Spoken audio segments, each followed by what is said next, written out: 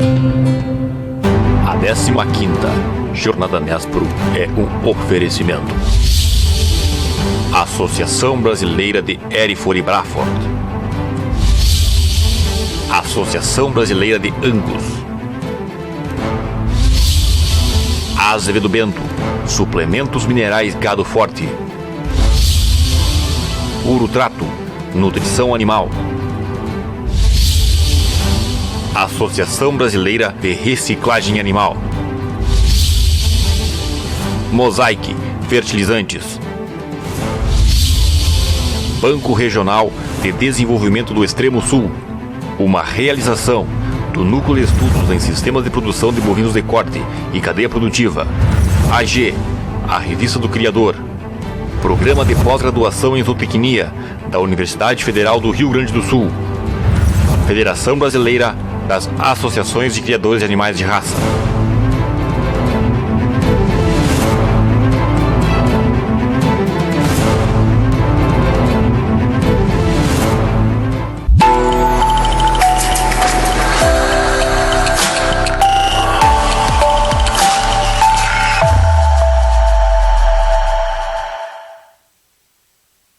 Bom dia, eu sou a jornalista Lizemara Prates e nós estamos começando o segundo dia da programação da 15ª Jornada Nespro.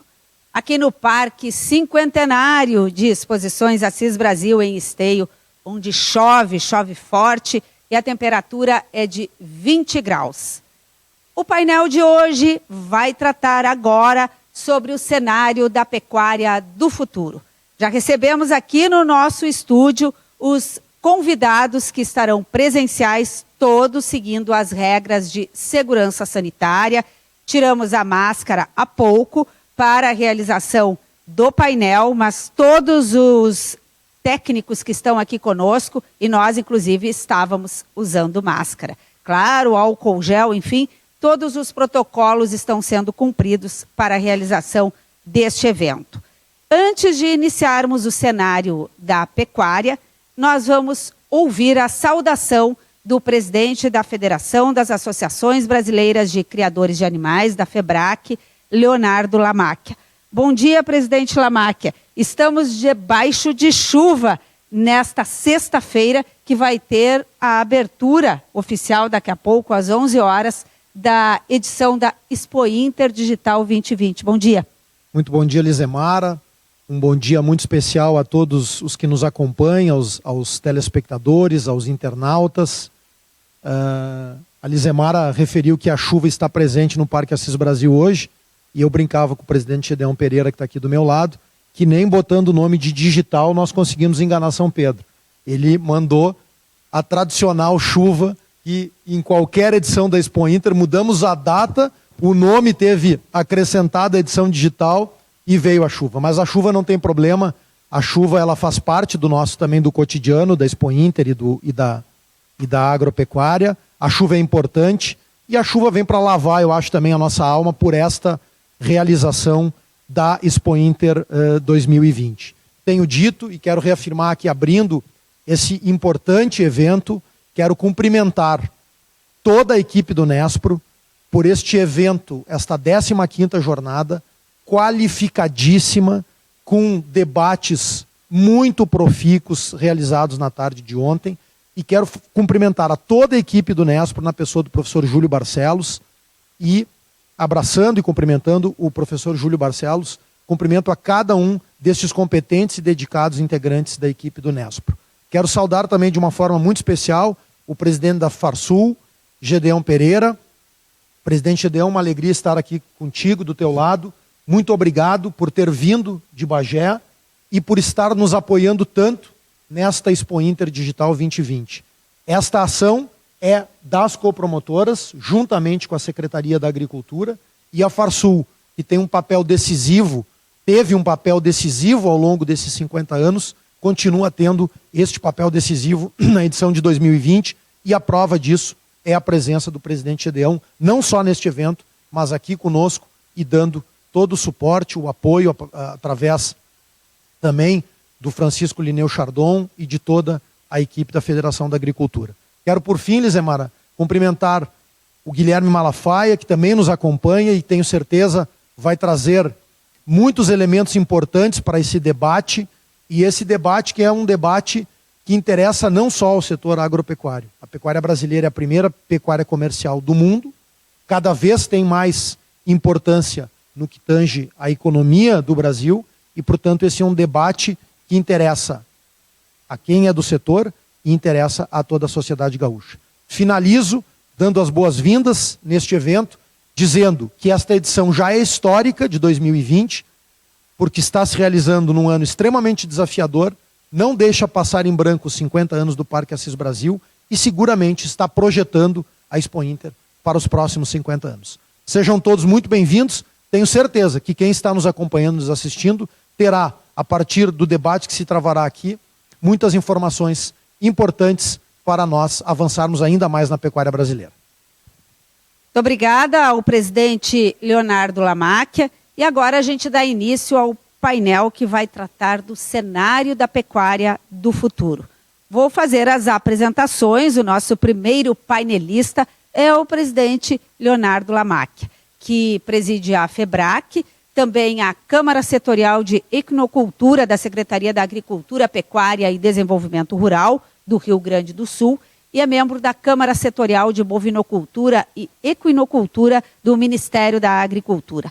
E é uma das principais lideranças jovens do agronegócio brasileiro, um entusiasta para a realização deste evento e um parceiro do Nespro. O nosso segundo painelista, que está também presencial aqui conosco, é o médico veterinário Gedeão Silveira Pereira, presidente da Federação de Agricultura do Rio Grande do Sul, vice-presidente da CNA, pecuarista, uma liderança à frente do agronegócio gaúcho há mais de 30 anos e com destaque nacional em diversas instituições representativas do agronegócio. O nosso terceiro painelista vai entrar via virtual. Ele está no calor, ele está em Campo Grande, distante daqui, Guilherme Cunha Malafaia, que é do Sicarne, Embrapa Gado de Corte, graduado em Administração de Empresas, mestre em Economia Rural pela Universidade Federal de Viçosa e doutor em Agronegócios pela URGS. Também, como vários que aqui já se apresentaram, é oriundo do Nespro. É pesquisador da Embrapa, atuando como coordenador do Sicarne, que é o Centro de Inteligência da Carne Bovina. É consultor sênior do Banco Mundial para análises de riscos no setor agropecuário. É professor permanente do Programa de Pós-Graduação em Administração da Universidade Federal do Rio Grande do Sul. Então, apresentamos os nossos três painelistas. Vou dar um bom dia para o Guilherme, que depois vai fazer a palestra dele. Bom dia, Guilherme. Imagino que aí esteja muito calor. Bom dia, Lizemara. Bom dia aos nossos participantes do evento. De fato, essa chuva aí da Expo Inter poderia vir um pouco aqui para o Mato Grosso do Sul. Está um calor danado aqui, não chove, muita secura. Seria muito bom se mandasse um pouquinho dessa chuva para cá, né? É uma satisfação muito grande poder estar participando aí da 15ª Jornada Nespro. Eu sou um ex-nespriano, acompanho aí a trajetória do Nespro desde a primeira edição e parabenizo aí o professor Júlio e a equipe do Nespro e o pessoal todo da Expo Inter Digital de tocar esse desafio aí de fazer, né, um evento, uma Expo Inter totalmente diferente do que a gente é acostumado. Ok, daqui a pouquinho o Guilherme vai fazer a palestra dele. Vou dar um bom dia para o presidente Gedeão, que está aqui ao meu lado. Daqui a pouquinho também vai fazer o painel dele. Obrigada por ter vindo de Bagé, o presidente Lamacchia já fez essa referência. Que bom que nós podemos estar reunidos aqui para discutirmos o futuro da pecuária. Bom dia, presidente Gedeão. Bom dia, Lizemara. Bom dia, Leonardo Lamacchia. Quando eu falo em Leonardo Lamacchia, num evento desta magnitude, desta natureza, foi o desafio que o Leonardo enfrentou. Porque, na realidade, as entidades copromotoras não aceitaram fazer a Expo Inter deste ano, pela dificuldade, porque um evento que efetivamente coloca aqui neste parque, próximo a 500 mil de pessoas, numa situação de coronavírus, houve por bem todas as entidades copromotoras não fazerem o evento da maneira tradicional. Mas aí nós tivemos homens de coragem, tipo Leonardo Lamacchia, e mais o nosso secretário da Agricultura também, que, diga-se de passagem, o Kovács Filho, que lançaram as bases de alguma coisa nova que veio para ficar. Nós não vamos ter jamais, não termos a Expo Inter presencial, não. A Expo Inter, ela é presencial, ela é cheia de público, ela é cheia de animais, ela é cheia de máquinas agrícolas, ela é cheia de tudo. Mas o Leonardo Lamacchia e o secretário Kovács tiveram a percepção de lançarmos as bases de algo novo que veio para ficar. E esse algo novo que veio para ficar justamente é a digitalização, essa parte virtual, a virtualização de tudo isso que está acontecendo, que no futuro irá se somar. E quem sabe, num período ainda um pouco mais longínquo, isto sim poderá se tornar tudo virtual. Porque isso já é uma tendência das grandes feiras do mundo de negócios, na realidade, começarem também a acontecer de maneira virtual. Portanto, Leonardo Lamacchia, eu quero te dizer publicamente aqui, te dar os parabéns pela tua coragem, e neste evento virtual, evidentemente que a Farsul não poderia deixar de estar coajudando, nem é copatrocinando, é coajudando a realização deste evento virtual, porque, afinal de contas, é uma novidade. E também cumprimentar lá o meu conterrâneo, Guilherme Malafaia, que está lá em Campo Grande, lá na pesquisa da Embrapa de Campo Grande, também já estive lá, neste evento, e cumprimentar fundamentalmente também, além de ti, Lizemara, o nosso querido amigo Júlio Barcelos, nosso líder do Nespro, fundador, criador do Nespro, que tem trazido tanta contribuição para o agronegócio gaúcho. Que bom, então, já ouvimos a saudação inicial dos nossos painelistas e, sem dúvida, esta é uma edição desafiadora. Fazer no formato digital, aqui nós estamos no formato digital e presencial. Alguns segmentos, como as máquinas agrícolas, fizeram só no digital, por exemplo. Mas, sim, é desafiador este momento e vai trazer mudanças, não há a menor dúvida.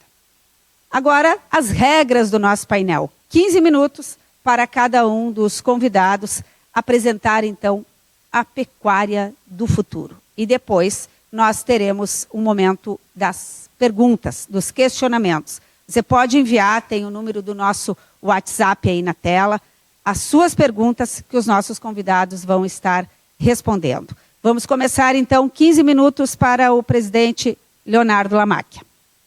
Obrigado, Lizemara. Quero, mais uma vez, saudar a todos, agradecer as palavras gentis do presidente Gedeão e dizer que tudo isso que nós estamos realizando, presidente Gedeão, e eu digo nós porque eu não acredito em obras exitosas individuais. Eu acho que as obras exitosas em qualquer área do conhecimento são coletivas.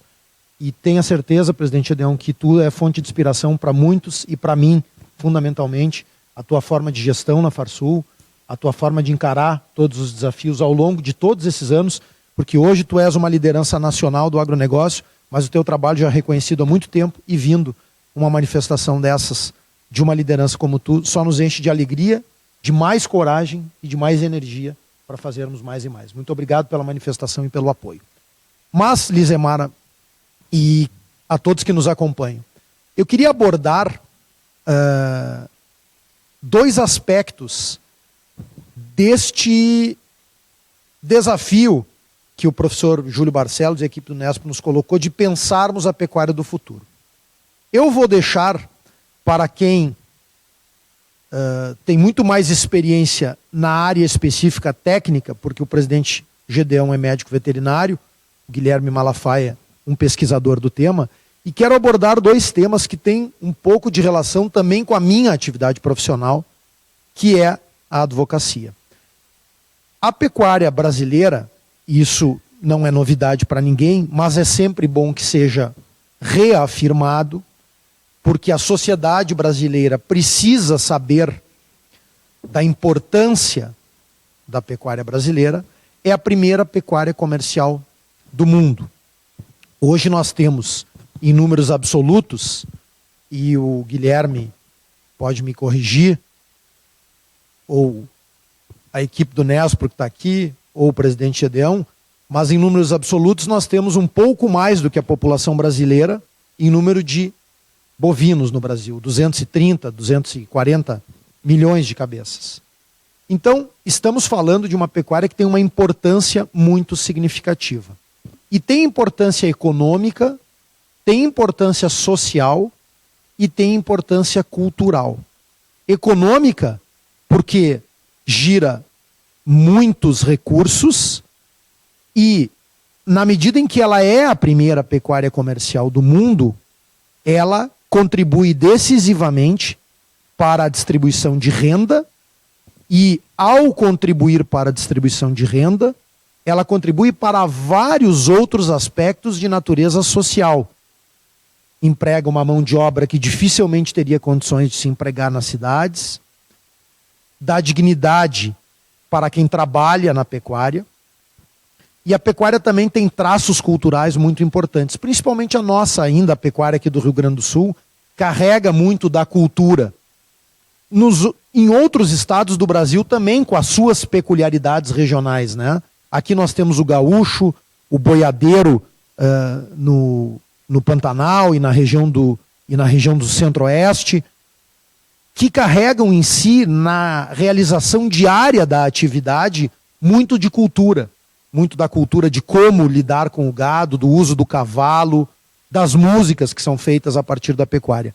Então, ela tem sim, esta atividade chamada pecuária, uma importância muito significativa no campo econômico para o Brasil, já disse, na geração de renda, na dignidade de quem trabalha, na geração de divisas para o Brasil, tem esta importância social ao mesmo tempo e tem uma importância cultural. E ganha ainda relevo neste ano de 2020, ano de pandemia, ganha relevo porque o tema da segurança alimentar é um tema que está sendo posto para o mundo e, em razão disso, sobretudo dos problemas que ocorreram na China, em termos de segurança alimentar, a pecuária brasileira ganha ainda mais importância e mais destaque. Bom, e aí eu fico me perguntando, e eu acho que nós nos perguntamos, se ela tem toda esta importância para o Brasil, se isto é reconhecido por autoridades, se isso já vem sendo, presidente Gedeon, reconhecido pela sociedade brasileira, porque hoje a sociedade brasileira está entendendo mais o campo, está entendendo mais o papel do agronegócio e está enxergando essa importância do agronegócio, que tem sido, sim, sustentáculo da economia brasileira. Eu até uso uma expressão que a pecuária brasileira que a pecuária tem levado a economia brasileira literalmente no lombo, porque ela tem tido uma importância muito expressiva. Que bom que a sociedade está compreendendo mais tudo que está inserido nesta cadeia da pecuária. É verdade que nós temos que explicar mais ainda para a sociedade, porque a sociedade, ao compreender cada vez mais este papel, nos auxiliará não só a responder algumas indagações que eu quero fazer agora, Lizemara, mas não só a responder essas indagações, mas vai nos auxiliar a construir soluções a partir de uma mobilização que nós precisamos no Congresso Nacional e em outros fóruns de debates.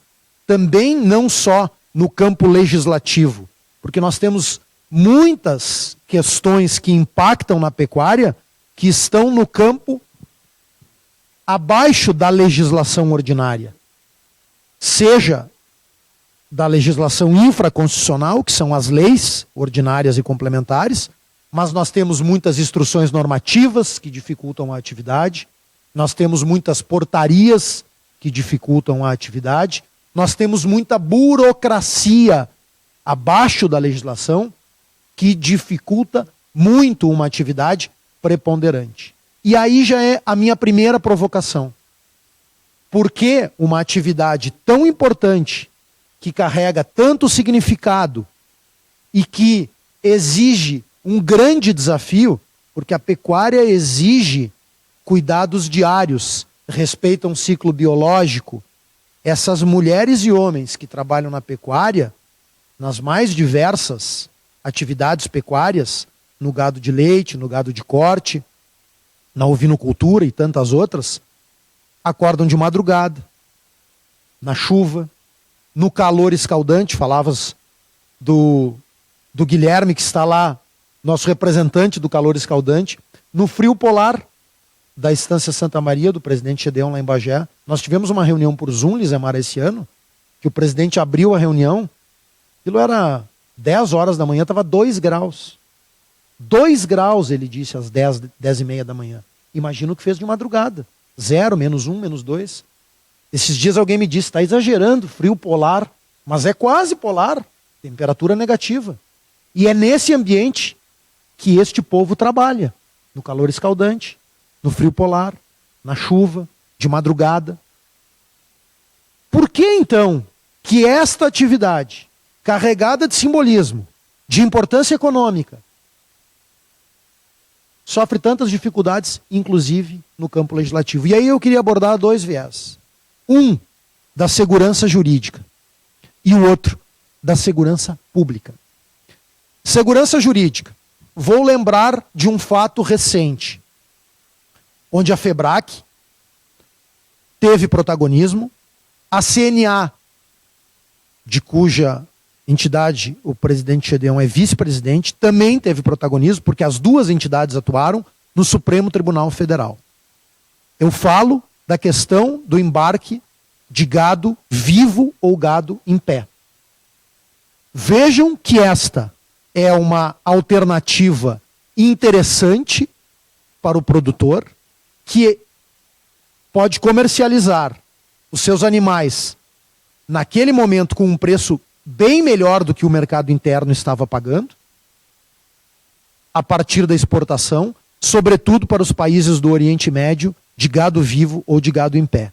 E aí nós tivemos iniciativas de caráter nitidamente ideológico, e isso também é importante que a sociedade brasileira entenda, que estas ONGs e que alguns agentes políticos, e que eu vou dar nomes de alguns porque tem que nominar, aqui no estado nós tivemos uma deputada, Regina Becker Fortunati, que queria fazer um levante contra a exportação de gado em pé. Por sorte, encontrou entidades fortes. A Farsul, com seus quase 90 anos de serviços prestados, a FEBRAC entrou também nessa briga, e tantas outras entidades que entraram nessa briga, e aqui no Rio Grande nós conseguimos evitar, o presidente Gedeon vai lembrar, que ele capitaneou esse processo também, liderou esse processo, vai lembrar que a Assembleia Legislativa do Estado do Rio Grande do Sul quase que teve submetida ao seu plenário uma lei para proibir o trânsito de carga viva e o embarque de gado em pé de um dos mais importantes terminais portuários da América Latina, que é o Porto de Rio Grande. Aqui não se criou, mas em São Paulo, em Santos, se criou uma lei municipal, a partir de uma iniciativa de um vereador, com viés nitidamente ideológico, e muitas vezes, isso é importante que a sociedade entenda, muitas vezes financiados por ONGs internacionais que de ideológicas, né, presidente, não tem nada. Tem interesses econômicos, porque existem grandes players no mundo, outros países que são exportadores de gado em pé e que não querem ver a pecuária brasileira também entrando forte nesse mercado. Então, às vezes, a sociedade não pode se enganar sobre interesses que existem por trás deste contexto. Bom, lá em Santos se criou esta lei, que para minha surpresa, na época, foi sancionada pelo prefeito de Santos. Vejam a importância do Porto de Santos para o município. E o prefeito do município sanciona uma lei proibindo o trânsito de carga viva para impedir a exportação de gado vivo ou de gado em pé, aí sim do maior terminal portuário da América Latina, que é o Porto de Santos. Nós ingressamos com uma arguição de descumprimento de preceito fundamental no Supremo Tribunal Federal. O relator foi o ministro Edson Fachin. Ele nos deu a liminar. Essa liminar foi obtida pela CNA e pela FEBRAC. A ação muito semelhante às duas ações. E depois nós obtivemos êxito na decisão final, declarando a inconstitucionalidade desta lei. E por que a inconstitucionalidade? Porque nós defendemos E eu digo nós, porque eu falo de todas as entidades. Falo da FEBRAC, da Farsul, de todas as entidades vinculadas à pecuária, defendem, ou quase todas, né, presidente? Pode ser que algumas não pensem como nós, mas nós defendemos a livre iniciativa e a livre concorrência. E defendemos esses dois princípios não só pelos princípios nos quais nós acreditamos, mas porque são princípios constitucionais. Estão escritos na Constituição da República do Brasil. A livre concorrência e a livre iniciativa. E o produtor rural tem todo o direito de escolher, a partir deste comando constitucional de livre concorrência e de livre iniciativa, vender para aquele comprador que melhor atenda aos seus interesses. Quem sabe das suas contas que tem que pagar é o produtor. 3 então, minutos, presidente. Este, Lizemara, eu achei que eu ia falar menos de 15, mas dá a palavra para o advogado, fala 30 e nem nota, né? Este, Lizemara, é um ponto muito importante. A segurança jurídica. Isso também vale para a área ambiental. É um tema que o presidente Gedeão tem liderado essa discussão aqui no Rio Grande do Sul. Nós precisamos reduzir a burocracia, nós precisamos dar mais segurança jurídica. E até antes do painel nós conversávamos, eu e o presidente Gedeão, ele usou uma expressão que eu gostei muito. Esta burocracia toda e esta insegurança jurídica faz, muitas vezes, joga o produtor quase que para a ilegalidade. Isso não é possível numa atividade tão importante. O outro ponto para finalizar, então esse é um ponto que eu destaco. Se a pecuária tem toda essa importância, nós precisamos dar mais segurança jurídica para a atividade pecuária. Segundo ponto, segurança pública. Meu querido Guilherme Malafaia, professor Júlio Barcelos, nós, diferentemente, o pecuarista, diferentemente da indústria e do comércio, não tem o seu estoque guardados em depósitos ou em lojas de shopping center. O seu estoque está a céu aberto. E, portanto, nós precisamos de uma política nacional de segurança pública. Porque o abigeato, e não só o abigeato, hoje nós temos muito mais problemas no campo do que abigeato. Temos roubo de semente, roubo de defensivos. A violência não pode estar no campo.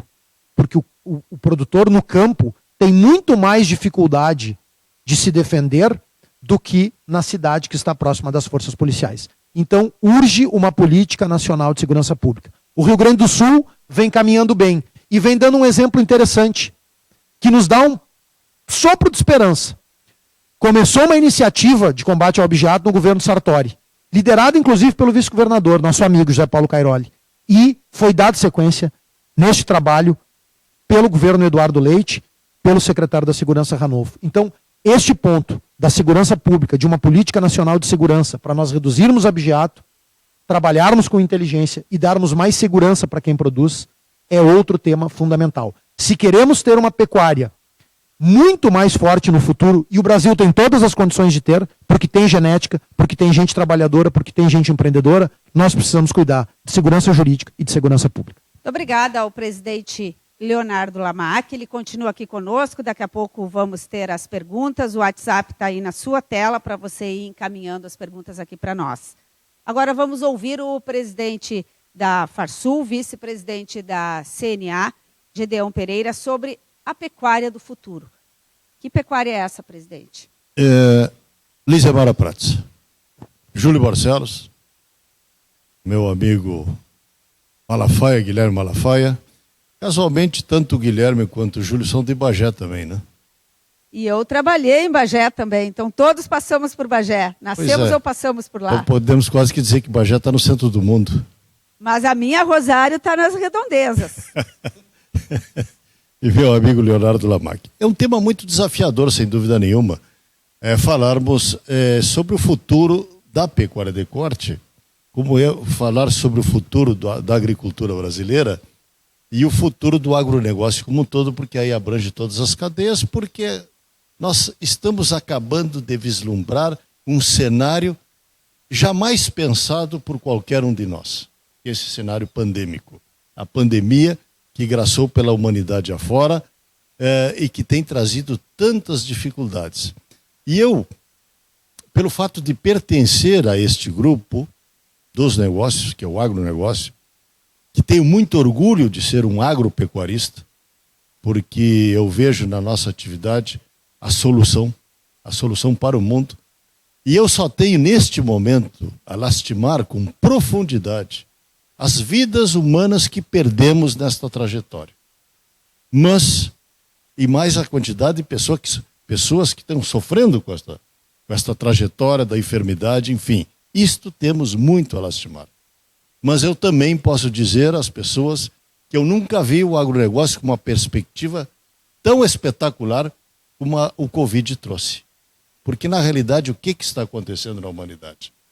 Está aqui, uma experiência nova, absolutamente nova, a Expo Inter Digital. O que isso significa? Está todo mundo recluso, está todo mundo em casa. E o que aconteceu quando as pessoas ficaram para casa? Ficaram em casa, em reclusão. Mudaram o seu hábito alimentar, profundamente.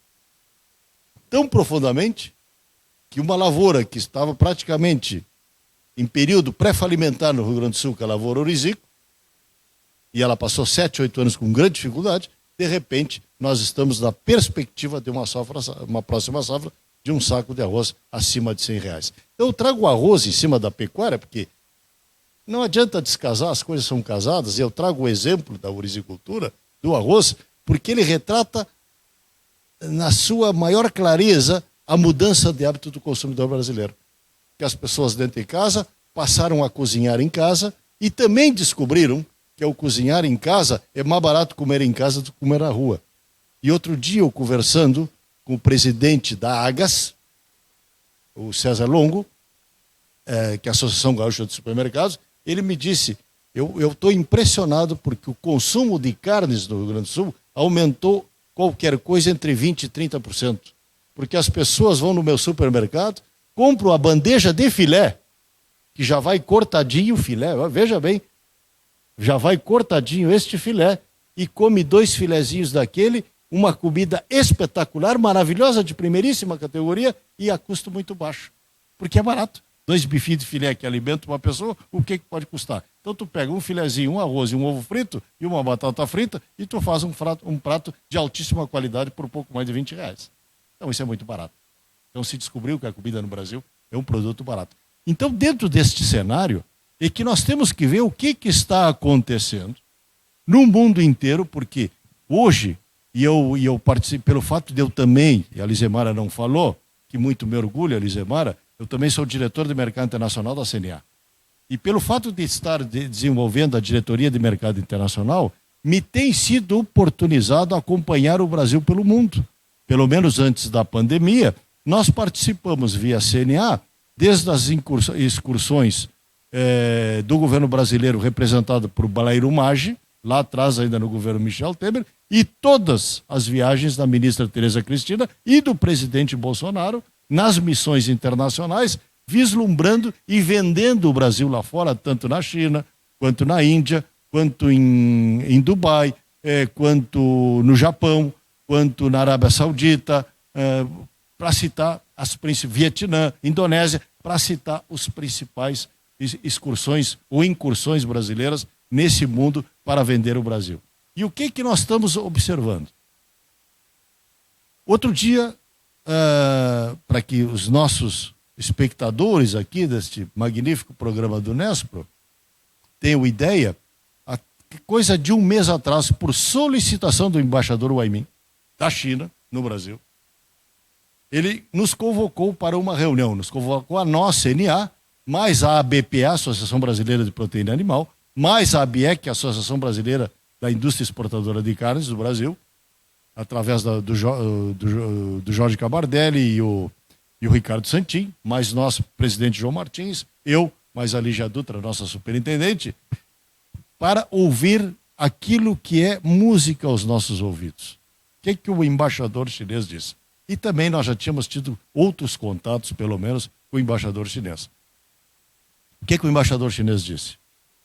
O Brasil é uma potência mundial agrícola.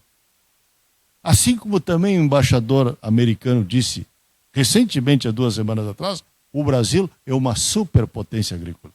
Ou seja, nós já estamos sendo reconhecidos como uma potência no mundo. Pelo menos num setor nosso, no agronegócio. E o que isso significou e por que o embaixador nos pediu? Porque ele fez a seguinte colocação: para nós vislumbrarmos este futuro que se avizinha para as carnes do Brasil e para a agricultura brasileira. Nós precisamos, estamos hoje com uma China que, enquanto a maioria dos países do mundo está com PIB negativo e alguns até com menos 10%, a China já está crescendo a 2%, 3% ao ano. Já está positivo. E a China hoje tem a classe média que mais cresce no mundo. E qual é a importância disso aí? Dito pelo próprio embaixador, nós precisamos de parceiros confiáveis, importantes e que tenham tamanho suficiente para levar e termos garantia de continuidade de negócio, quantidade de produto e fidelidade de entrega. Ou seja, para um país com 1,5 bilhão de pessoas, 1 bilhão e 400 milhões, ele é apenas menor que a população da Índia, creio eu, ou é maior que a da Índia que vai passar a China. Nos dar essas palavras significa que o único lugar do mundo que pode suprir este grande mercado asiático,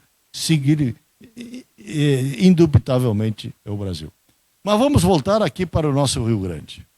Os desafios da nossa pecuária. Vejo que, não diferente do Brasil, e apesar dos grandes problemas que o Leonardo Lamacchia acabou com muita maestria a colocar, que são as dificuldades inerentes que nós todos os dias estamos passando, principalmente com o desvio de atenção na minha percepção, porque o produtor rural é realmente aquele que sustenta e dá sustentabilidade ao meio ambiente. Os ambientalistas têm ideias, mas quem efetivamente sustenta e dá sustentabilidade ao meio ambiente é o produtor rural. Ele é o primeiro a cuidar do meio ambiente e ele é o mais sufocado pelas leis ambientais. E nós estamos com grandes desafios aqui, não é diferente do Mato Grosso, não é diferente da Amazônia, não é diferente do Pantanal, não é. Os problemas são similares, é que nós também somos uma fronteira agrícola. Nós temos uma fronteira agrícola no Rio Grande do Sul, que ela está trabalhando numa simbiose muito perfeita com a pecuária de corte. E com a pecuária leiteira também, vamos ser claro. O Brasil também é um grande produtor de lácteos e também nós estamos visando e trabalhando muito fortemente pela CNA para que os lácteos também cheguem nos mercados asiáticos, brasileiros, e vai ser uma necessidade pelo crescimento inerente da atividade. Mas o Rio Grande do Sul está se beneficiando, porque na realidade, se nós olharmos a pecuária, e eu sou um pecuarista que comecei em 1970 e possivelmente a primeira propriedade no Brasil que tenha desenvolvido novilho com 2 anos de idade, que hoje é absolutamente comum e normal, foi a Estância Santa Maria, a nossa casa, lá no município de Bagé, quando lá em 1973 nós conseguimos abater o primeiro lote com novilho de 2 anos. Olha o desafio daquela época, o Júlio Barcelos é testemunha dessa época, ainda, né? Olha o desafio, alguma coisa que hoje é comum. Mas por que ele é comum? Porque nós tivemos que mexer no tapete. E o que significa mexer no tapete? Fazer comida. Porque não se pode ter um gado faquir. Não se pode ter um animal, que até sob o ponto de vista do bem-estar animal, a magreza é mal-estar animal, embora solta no campo. E o campo nativo nosso, lastimavelmente, não tem sustentação econômica para que nós tenhamos um crescimento. E aí nós estamos tendo a contribuição da agricultura, principalmente da lavoura de soja, que está entrando fortemente na metade sul do Rio Grande, porque a metade norte, que varreu a pecuária para fora, praticamente, ela ficou lá com uma agricultura de primeiríssimo mundo, que é a agricultura de soja, de milho, etc, etc. Bom, qual é o nosso desafio? É incrementarmos isso aí na metade sul, que está acontecendo. Estamos intensificando esta pecuária e melhorando fundamentalmente a genética dela, porque lá atrás houve um movimento ainda do tempo do frigorífico Mercosul e nada contra nenhum tipo de animal, mas foi exigido uma rebritanização pela condição climática do nosso estado, que nós vivemos num estado de clima subtropical ou temperado, pode-se dizer, e com isso trazer mais qualidade do produto carne. Então, hoje, o que o Rio Grande do Sul tem, a oportunidade que tem?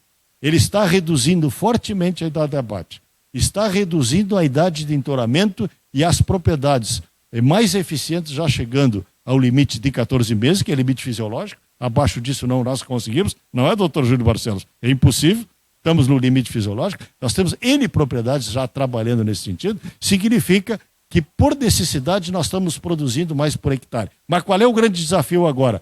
É a dobradinha soja-pecuária. E essa dobradinha soja-pecuária, assim como tem bônus, também tem ônus. Qual é o ônus? Quando nós chegamos nesta época do ano, que temos que esvaziar 1 hectare de pecuária para introduzirmos um pecuária de soja. Então, qual é a nossa grande pergunta?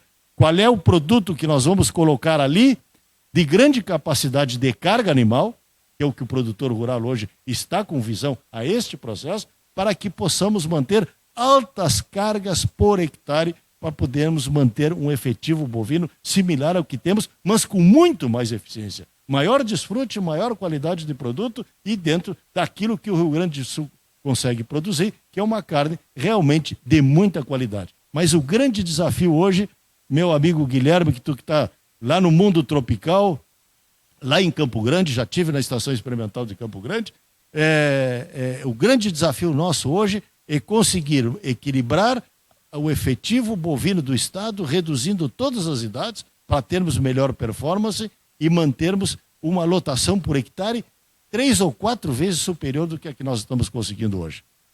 Muito bem. 2 minutinhos ainda, o senhor ainda tem? Eu já vi tu sinalizando. Aqui, isso. Se nós conseguirmos vencer esse desafio, agora, claro, aqui no Rio Grande do Sul se fala assim, ó, temos seca. O que aconteceu no passado recente? Perdemos 40% da safra de soja. Temos solução? Temos solução. Qual é a solução? Reservar água. Obviamente que irrigação não se faz sem água. E investir em máquinas. Obviamente que sim.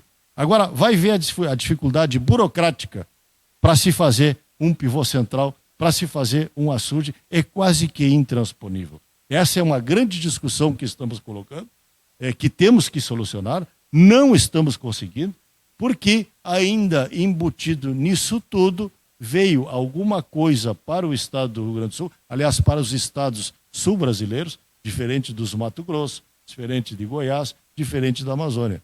É a questão da discussão que nós temos enfrentado diuturnamente da tal da existência da reserva legal, que nós achamos que no estado que está antropizado há 300 anos, como todos os estados do Sul, reserva legal significa um retrocesso muito grave à população gaúcha, à população dessas regiões do país, porque nenhum país do mundo tem isso. Agora, se me disser, olha, tem que ter 20% de reserva legal lá no Mato Grosso, tanto é que o pessoal do Mato Grosso não chiou por causa disso aí. Por que não chiou? Porque é uma agricultura nova, absolutamente nova. Eles desenvolveram isso a partir desta nova noção de ambiental. Não é o caso dos estados do Sul, que tem que regredir. Então, isso é mais um dos gargalos jurídicos que o doutor Leonardo Della Macchia, nosso presidente da FEBRAC, levantou, que são as dificuldades que nós estamos vivenciando. Agora, a todos que nós estamos ouvindo, o agronegócio brasileiro é um sucesso.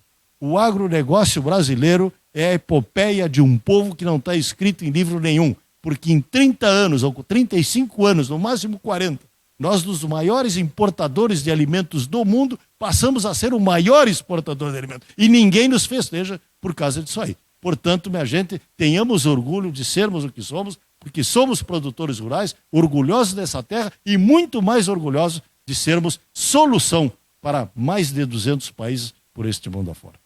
Esse é um retrato que o presidente Gedeon traz desses contatos internacionais de como o Brasil hoje é este imenso player no mundo de produção agrícola.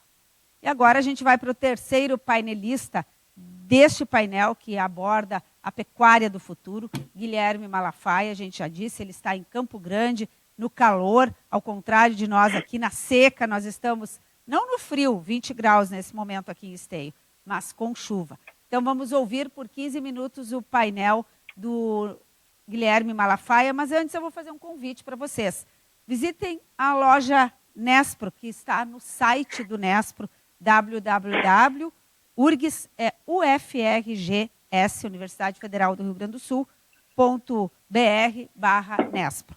15 minutos para o Dr. Guilherme Malafaia.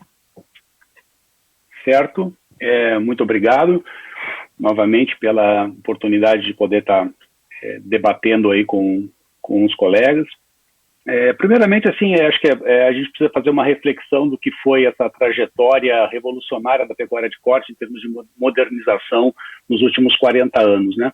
Nós tivemos duas grandes ondas de modernização da pecuária de corte. A primeira onda foi sustentada em necessidade de aumento de produção. O Brasil, ele era dependente de importação de alimentos totalmente, e chegamos até mesmo a importar carne contaminada, radioativa de Chernobyl na década de 80, né, o pessoal mais antigo lembra disso. Isso nos foi sinalizado muito fortemente ao sistema de produção que necessitávamos ser autossuficientes em termos de produção de carne. Bom, conseguimos atingir essa missão de aumentar a nossa produção, não sermos mais dependentes de importação de alimentos, e isso trouxe, essa foi a primeira onda de desenvolvimento, o primeiro impulso que a pecuária de corte brasileira teve.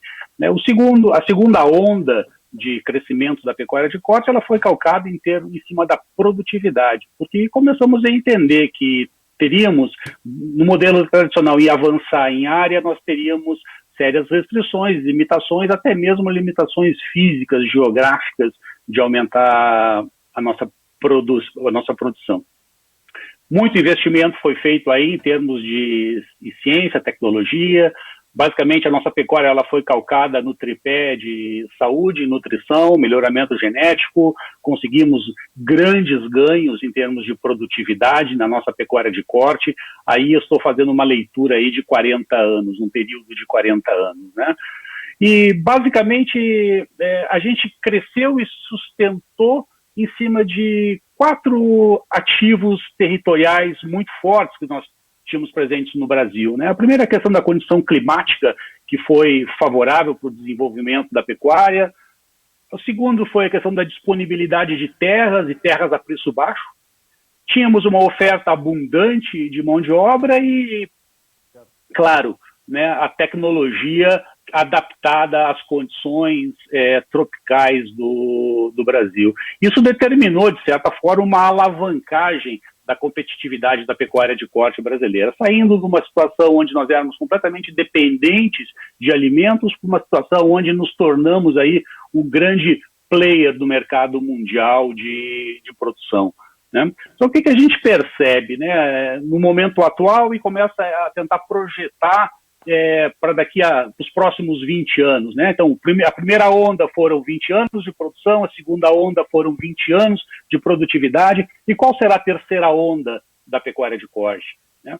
Então, a nossa reflexão e o que estimulou nós tentarmos fazer esse estudo de visão para os próximos 20 anos é entender quais são os desafios, visto que, né, aquilo que nos fez chegar até aqui está se deteriorando, os ativos que nos trouxeram até aqui, principalmente decorrente da forte pressão de custos, né, derivado de uma escassez e aumento da remuneração da mão de obra, importante valorização de terras e crescentes restrições socioambientais.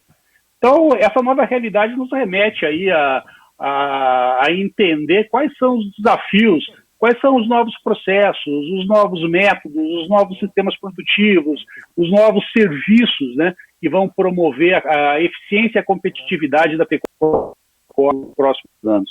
Entender desafios de grande complexidade e que vão demandar da gente uma enorme capacidade de adaptação.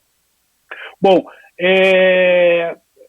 basicamente, a gente percebe que grandes movimentos vão transformar a pecuária de corte aí nos próximos 20 anos.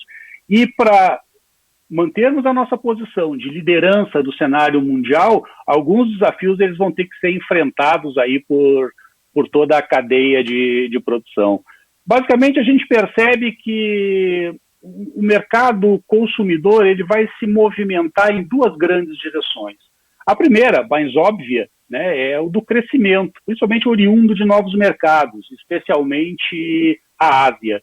E o segundo vai ser através de uma sofisticação do consumidor, buscando cada vez mais produtos com atributos de origem, com cortes diferenciados, com rastreabilidade, ou seja, o consumidor vai valorizando não somente os aspectos intrínsecos, mas os aspectos extrínsecos, né, do processo de produção da carne bovina.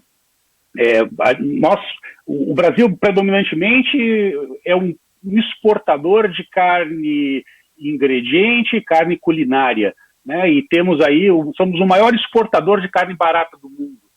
Carne fez um estudo semana passada aí mostrando, comparando os preços que o Brasil recebe frente aos principais concorrentes mundiais. Estados Unidos recebe 7,17 dólares por quilo exportado, o Brasil recebe 4,17, e são 40% de diferença em termos de valor. Então, e aí vem a provocação. A terceira onda da pecuária de corte vai ser justamente a busca da captura de valor, a agregação de valor. E para isso nós temos que estar preparados, termos que a capacidade de fazer a leitura do que virá aí pelos próximos 20 anos e nos prepararmos, tanto através de agendas de inovação mais assertivas, alinhadas com os desafios, com políticas públicas de ministério, com instituições governamentais, com entidades que possam entender essa situação e, a partir disso, criar uma agenda para os próximos 20 anos. Eu pediria a gentileza de projetar o meu infográfico, por favor, que ele resume aí os ingredientes da pecuária para os próximos 20 anos. Por favor.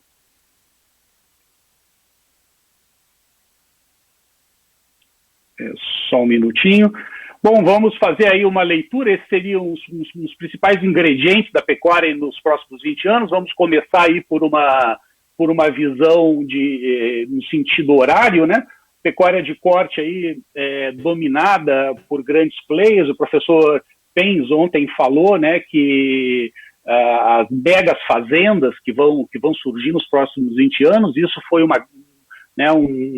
elemento que nós identificamos no nosso trabalho, uma tendência de concentração na pecuária de corte, uma pecuária de corte sendo cada vez mais corporativa, né, e isso fazendo com que saiam da atividade aí, e estima-se mais da metade dos pecuaristas até 2040, gerando um problema social aí muito grande, né? Muitos oriundos do próprio processo de êxodo rural, né, que a gente já percebe aí nos últimos 20 anos, 1,5 milhão de produtores foram afastados da atividade, e outro pela incapacidade de adotar pacotes tecnológicos e ter a escala de produção que seja necessária para manter a sua competitividade. Carne de origem, agregação de valor, isso também é uma oportunidade para pequenos produtores também, organizados em rede, através de ações colaborativas, buscar explorar esses nichos aí de agregação de valor, como outras cadeias de produção fazem, como vinhos, como queijos. Temos a nossa iniciativa lá no Pampa Gaúcho, foi a primeira iniciativa de denominação de origem, mas se nós olharmos para esse Brasilzão aí, a diversidade que nós temos de biomas e a capacidade que nós temos de explorar esses nichos de mercado nos dá uma grande oportunidade de avançar nesse mercado mais premium, né? A questão da proteína vegetal isso vai empurrar a cadeia, fazer a cadeia ser mais concorrente, juntamente com o próprio desempenho de outras cadeias de proteína. Proteína vegetal hoje engloba aí o consumo, esse público vegano já está em torno de 30 milhões no Brasil. A gente não pode mais desprezar, e isso é uma tendência muito grande e precisamos ficar antenados, né? A questão da busca pela qualidade e sustentabilidade vai imprimir cada vez mais aí o uso de bioinsumos, e isso também vai gerar uma grande transformação no sistema de produção, solucionando problemas que até hoje ainda não conseguimos solucionar, principalmente relacionados à questão de saúde animal, principalmente relacionados ao desenvolvimento de produtos. O Brasil aí se tornando um mega exportador, né, como já somos, ocupando cada vez mais mercados relevantes, tanto em termos de exportação de carne, como também de genética. Hoje temos uma genética muito avançada já no Brasil, o próprio trabalho que a Embrapa faz de do programa Gene Plus, de fazer todo aí um catálogo, um sumário de touros melhoradores de rebanho. Isso já nos dá uma autonomia, uma reputação mundial muito grande, né? Então, a adoção da biotecnologia, de práticas sustentáveis, bem-estar animal, carne de qualidade, isso tudo vai impulsionar o crescimento da pecuária de corte para os próximos 20 anos, né? A biotecnologia, principalmente relacionada à questão de sanidade animal, de melhoramento genético, ela vai ser fortemente influenciada, o setor vai ser fortemente influenciado pela biotecnologia, através de edição gênica, através de cruzamentos industriais, ou seja, a própria adaptação, capacidade de a gente adaptar, né, as raças europeias aqui no Brasil Central. Isso pode ser através do cruzamento industrial também, um grande diferencial nosso de melhorar a qualidade da nossa carne. Guilherme? Bom, a intensificação... Oi? 5 minutinhos. Tá joia. Intensificação, que já foi bem falado, a pecuária de corte aí deixando de trabalhar dentro de um vazio econômico e sim integrada com outras cadeias de produção, utilizando tecnologias poupa-terra, usando menos terra e produzindo mais, fazendo a integração com lavoura, pecuária, floresta, neutralizando carbono, certificando, né? Temos aí o bem-estar animal, que também vai ser mandatório, da cria até o abate. Isso vai ser fundamental para fazer negócio. Rastreabilidade de ponta a ponta na cadeia, né, levando a informação, levando a história do produto até o consumidor. E, por fim, de uma forma transversal, permeando tudo isso, a digitalização, a onda digital, né, que vai impactar toda a cadeia, aí, levando gestão, levando inteligência para todo o processo e nos tornando aí cada vez mais eficientes dentro desse processo. A nossa aposta, para finalizar, é de muito desenvolvimento e de sucesso para os bons gestores. Nós vamos produzir mais carne em menos área, liberando terras para a agricultura, para florestas, vamos ocupar espaço no cenário internacional, exportando desde genética, produtos altamente especializados e de alto valor agregado, e seremos uma pecuária tecnificada, profissional e competitiva, e uma referência global, não somente pelo nosso gigantismo, né, mas também por nossa tecnologia e qualidade. Então, acho que esses são os ingredientes da terceira onda da pecuária, a onda da captura de valor. Então, com essas palavras aí eu encerro, eu acho que dentro do tempo, respeitando os 15 minutos que foi me passado, e estou aberto aí para as perguntas do debate. Muito obrigado. Ótimo, muito obrigada ao Guilherme Malafaia. Apresentou aqui o presidente Gedeon, sinalizava sempre positivamente durante a apresentação do Guilherme de que estão muito bem afinados, sem dúvida. As tendências do cenário vai no mesmo caminho. E a gente já está recebendo perguntas aqui pelo nosso WhatsApp.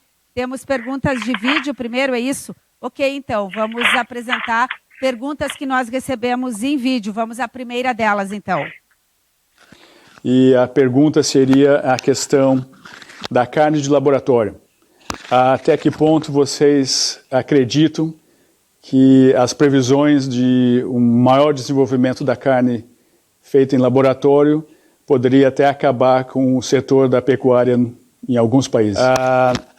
Como é que vocês veem essa questão das proteínas alternativas, de plantas, de inseto e de fungo? Isso seria uma ameaça ou uma oportunidade para o setor da pecuária? Vamos com o Guilherme, pode começar a responder, já falou um pouquinho sobre isso, depois o presidente Gedeon aqui também. Temos o Guilherme aí em condições de responder, Guilherme? Sim, perfeito. Como eu falei, 30 milhões estou falando em nível de Brasil, tá? 30 milhões aí de consumidores já desse mercado. Não é um mercado que podemos desprezar, temos que ficar monitorando, temos que ficar prestando atenção como vai evoluir. Logicamente, existe uma série de questionamentos, de indagações, né? Será que esse setor ele vai conseguir, de fato, entregar o mesmo nível de saúde, né, para o consumidor? Qual é o impacto disso, dessas proteínas alternativas em termos de emissões também dentro de todo um processo, né? Existe todo um processo de fábrica dentro aí, que também tem processos de emissões, e a falta da proteína raiz mesmo, carne bovina, né? Até que ponto isso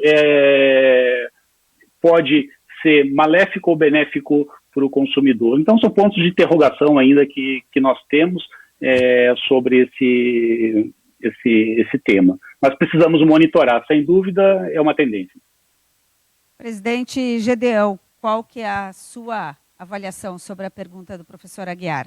Eu acho que, professor Aguiar, a sensação que eu tenho é que nós temos espaço para todos. Porque, na realidade, se nós continuarmos com um crescimento econômico importante, principalmente nos países asiáticos, são bilhões e bilhões de pessoas. E não podemos esquecer que nós temos a Índia com 1,5 bilhão de pessoas que ainda tem uma renda per capita de $2.000, portanto, 10 ou 12 mil dólares abaixo da renda per capita brasileira. Ou seja, esse país, quando começar a se desenvolver, também vai no mesmo sentido, haja comida. Então, nós temos espaço para todos. Agora, quando eu vi, e eu estava procurando meu celular aqui, não me deu tempo de achar, que eu vi a fórmula da carne, que não é carne, deste produto de origem vegetal ou construído em laboratório, e eu já vi que é um produto muito tapado de hormônios, evidentemente, porque ela tem que crescer no meio de cultura. E eu não sei se o consumidor vai querer aquele produto que ainda não está certificado, que não dá as garantias saudáveis para o consumidor, principalmente as pessoas que falam muito contra a carne bovina. Quando olhar a fórmula da carne de laboratório, eu não sei se vão querer consumir. E eu tenho ela aqui, inclusive, no meu telefone e tal, mas não consegui achar para citar, por exemplo, os hormônios que levam hoje na construção. Mas é tecnologia, e a tecnologia sabe que na humanidade vai superando tudo.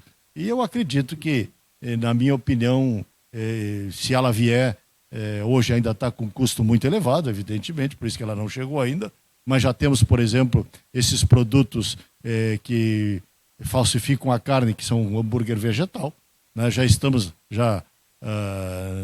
é uma realidade, mas eu não vejo isso como uma grande ameaça, senão que eu acho que teremos todos nichos de mercado. Agora, evidentemente, que dependeremos sempre do crescimento econômico da humanidade.